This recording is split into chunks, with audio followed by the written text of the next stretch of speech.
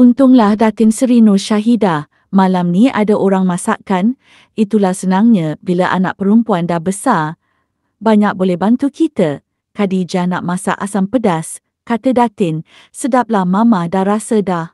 Bolehlah pandailah juga. Kalau korang dapat santan dengan kesum, mesti korang terfikir-fikir, Cheers nak masak apa?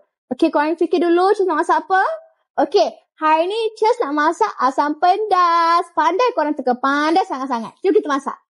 Okey korang, lepas kita dah potong kita punya bawang, dalam ni kita ada kita punya bawang merah, kita ada kita punya bawang putih, kita ada kuning hidup dan kita pun akan masukkan kita punya belacan dekat sini. So sekarang kita akan masukkan bahan-bahan tumbuk kita.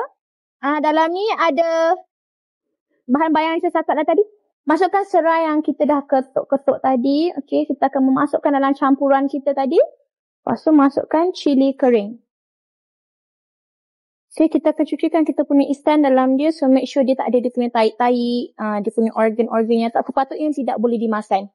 Okay, so tadi kita masukkan kita punya lemak purut. Dan for your information, kita punya daun kantai, kita punya daun kesum tadi, kita farm sendiri tak korang. So, kita ada farm kita sendiri kat sini dan kita akan kutip bila kita nak masak.